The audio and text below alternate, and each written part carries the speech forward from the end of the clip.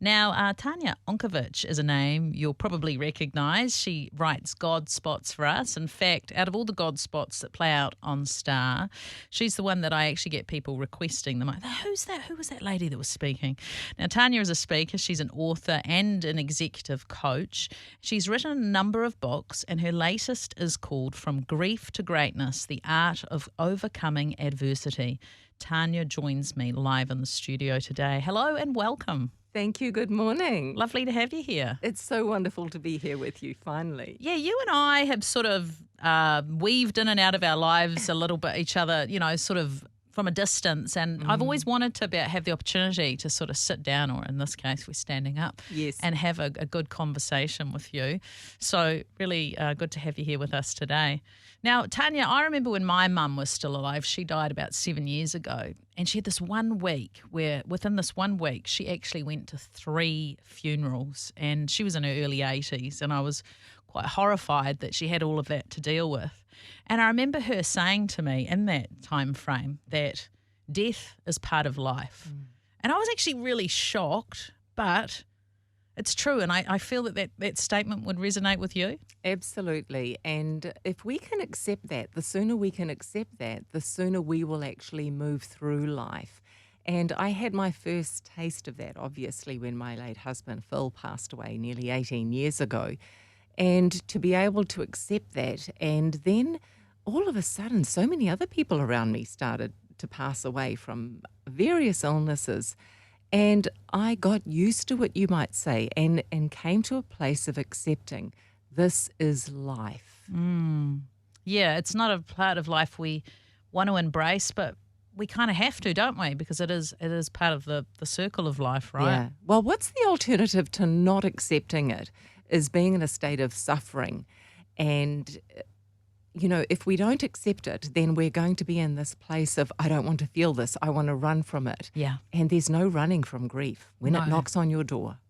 Yeah, there is none. And I guess if you don't deal with it, then you're putting off the inevitable, right? Yeah. It manifests in other ways. The grief it's pushed down. And so often I see it come out in people in anger. Okay.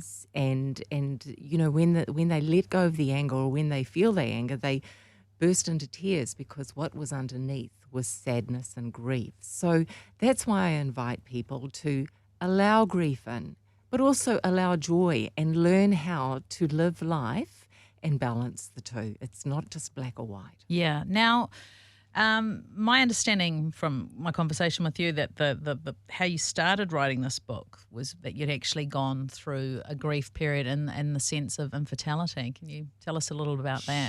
Sure. Well, actually, I wrote another book before this book, and that one was about the journey of my late husband, Phil, dying. But just before that was us, Phil and I, going through this awful journey of infertility, not being able to conceive a child. And the grief that brought was very, very intense. And that was actually what led me to go and study to be a therapist. Okay. Just dealing with that grief. People underestimate how painful that can be. And so in order for me to find meaning and purpose in my life again, I thought I've got to do something because this grief of infertility is just going to knock me out. And I decided to go and study to be a therapist. And that was where I believe I worked through that grief. Okay. And the interesting thing was, it was as if that was the prerequisite for the big one that was to come, which was not long after Phil being diagnosed with terminal cancer. So interesting how our paths are woven, right? Yeah, and sometimes I feel like God prepares us a little bit for things, right? I mean, that's sort of slightly ironic because you were going through infertility, but in a way, it was preparing you, do you think, on some level for your husband passing? Absolutely, for sure, because by the time that happened, it was as if I'd become a therapist and I was looking down on Tanya. It was as if I was observing Tanya, the widow now, dealing with grief. And I knew the process, and that did help me, of course, along with my faith. So that helped me very, very much. And this book, Grief to Greatness, is actually telling the story of life beyond grief. Okay. How to find meaning and purpose and find your own greatness again. So this book has been an accumulation of the years following my topsy-turvy ride with that darkness of losing Phil to then bobbing back up again and going, okay, Lord, what is it that you really want for me in life? Yeah. And you subsequently got remarried. Yes. Which is yes. a happy thing. There's the joy. Yes, yes. But isn't it interesting, though? I found that having that joy really did bring back so much grief again and, the survivor's guilt. How come I can be alive and happy again and he passed away? So unbelievable what emotions that brought out. But I was very blessed with a really beautiful man who has been so patient and walked beside me on the grief journey again. And I'm sure probably dealt with a lot of his stuff too, actually, as we were uniting.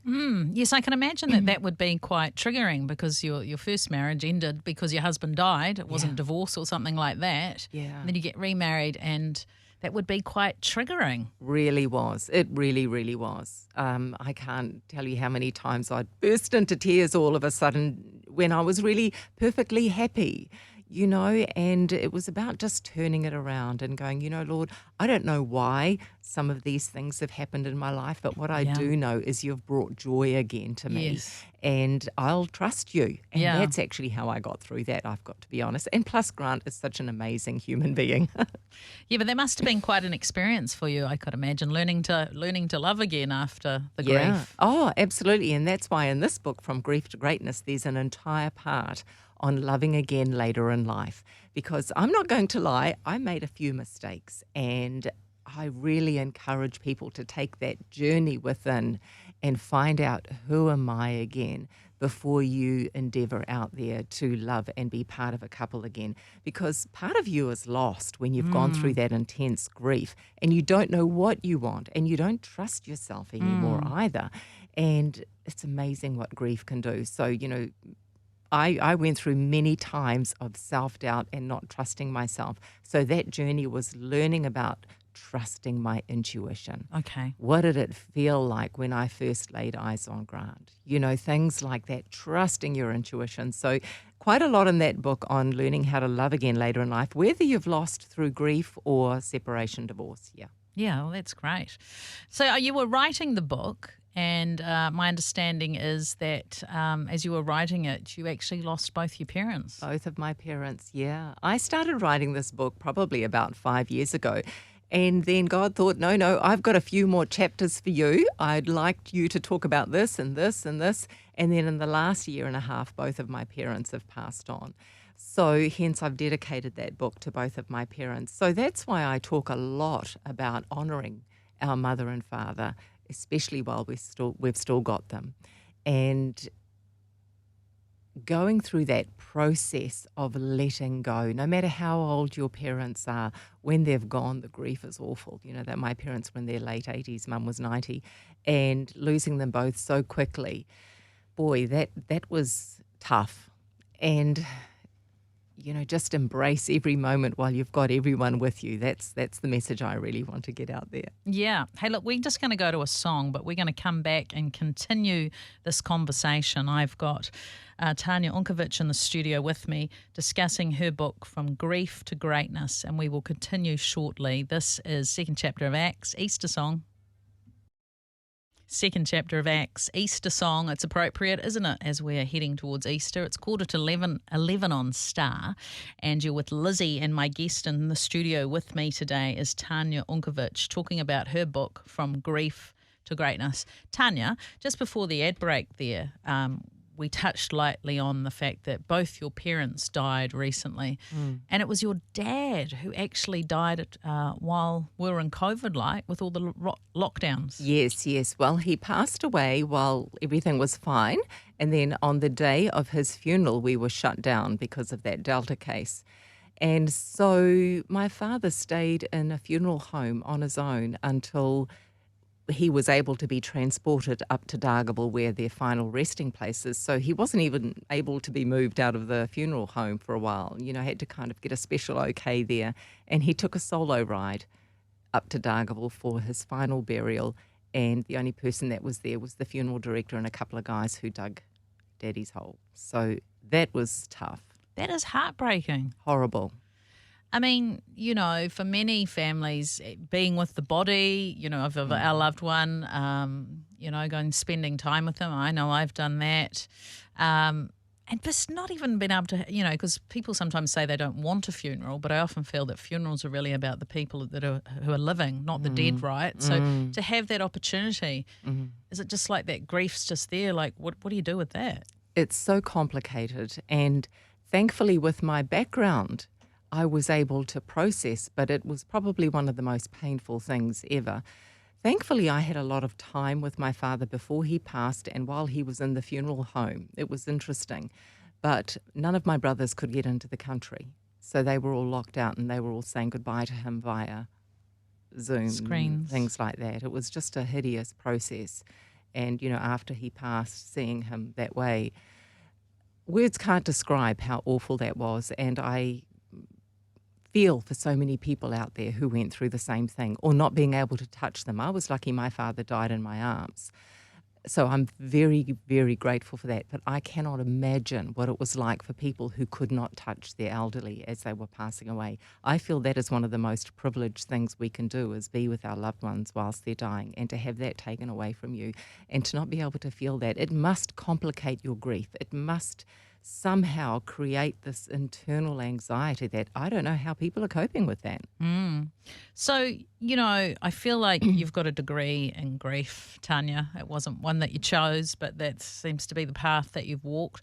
Just thinking there about complicated grief, because there can be other ways of complicated grief, right? I'm thinking of, say, you had a father that you were or a mother or a father that you were out of relationship with, right? For whatever reason, the relationship's been severed and you don't see each other, and then they die. I know. I mean, that's hard. My parents split up when I was really young, and I always used to think, gee, I wonder what I'll feel like when my dad dies, because I didn't spend a lot of time with him. He actually died. He was only in his early 60s when he died, and I was in my 20s, I think. And I remember feeling grief, and I remember crying. And I remember, and the sadness of that, feeling happy. It sounds funny, but that I actually could grieve my father, because I always thought I might have been a bit stuck, because I was disconnected from him. Yeah. And so that felt like a blessing in the midst of the slightly ironic. But, for people that it is complicated. Well, suicide, how do you get through that? The shock and not being able to say goodbye. The confusion, blaming yourself, accidents. I feel privileged that I was able to spend 5 months with Phil from the time he was diagnosed until the time he passed away. I feel privileged. How do you do it, though, without that? You do have to have help. You do need to get some counselling or mentoring to be able to process that. And you do need to be kind to yourself, because it does complicate the grief. Yeah. Now, in your book, one of your titles, I think I read that God is my mate. Yes. He's my mate too. I know. I love the way you call him your mate. How did your faith with God, your relationship with God, help you through these times of grief? Without it, I don't know where I'd be. And Jesus is my mate is actually Phil's line, not long before he died. I had a picture of Jesus at the end of his bed, and I said to Phil, "Can you see him?" And he goes, "Yep, Jesus is my mate." I love that. And not long after he died, a car went past with JC, my mate, on it. Oh, how beautiful. Pretty cool, right? How do you do it? Look, I think that I know that my faith in God is what has got me through everything in my life. And I believe that my ability to accept his will for me, even in the most painful of suffering, is what has enabled me to get through. And to accept, Lord, if it's your will that Phil be with you, then I'll accept that. That is actually how I did it. I've got to be honest with you. And even now, and with Dad and with Mum leaving and that, I just try and go to a place of acceptance. Instead of going through that whole process of grief, those 5 steps, and acceptance is the end, I go right there and bring it forward. Wow. Help me to accept, Lord, and then I'll work through the bargaining and the anger and all that, but help me to accept your will. That's profound, because I think in life, with many difficult things we face, learning to let go is the biggest thing. The hardest. Surrender. It's so tough. Yeah, I mean, I'll be honest. My audience are quite used to me being honest. I'd been married nearly 25 years and my ex-husband decided to leave. It was grief. It was so painful. It just about ripped my heart out. I'm in a good space now, but I remember somebody I'm very, very close to in that situation said to me, Lizzie, let go. Because so letting go was like, I wasn't giving up because I thought, you never know, this might get solved and, but it didn't. But letting go it was incredibly painful, but I think it really helped me on my grief journey because I have a very good life now. There's a lot of joy. There's a lot of good things in my life. A lot of people look at me and they go, gee, how did you move from there to there in probably a relatively short period of time? And it's like, well, I did learn to process my grief, but I also learned to let go. But I never realised quite until talking to you what a key that was. You have to make the decision that you want to let go. Making the decision is vital. And I always say to my clients or any audience, what's the alternative? Yes. It's suffering. Get stuck. Yeah. And then you see your pain becomes bitterness and anger and it festers and it can lead to all sorts of things, can't it? So, Look, acceptance is the key to so many things in our lives. And once we understand that, your life will be so much better. It doesn't mean that it's going to be pain-free. No. But it means that you will understand that, okay, I've made a decision, I understand it's going to be painful and I accept that and I'll learn to maneuver with the pain. But I'm also going to grab life and feel every bit of joy that I can in the process. Amen. I'm all up for that. Hey, well, as I said at the beginning of our conversation that, our paths had crossed a number of times over the years and I'd been wanting to have a conversation with you. I have to say, Tanya, this has been an amazing conversation today. And you've kindly brought in a few books for us to give away, right? Yes. So 3. 3 books to give away today. Yeah, so the book we're talking about today, From Grief to Greatness, The Art of Overcoming Adversity, Tanya Unkovic. Now, if you'd like to be in to win one of those 3, I'm going to give you a couple of options. You can either text 8168 first word star with your name and address, and you can go on the draw to win one of these. Alternative, if you can't text, you can email studio@star.net.nz, studio@star.net.nz. You don't want to miss out on an opportunity to win a wonderful book. And, of course, if people don't win today, where can we purchase these? If you go to my website, tanyaunkovic.com or FromGriefToGreatness.com will also take you to my website. Oh, that's easy. From Grief to Greatness. Hey, so good to chat with you, Tanya. Lovely to be here. Thank you for coming in.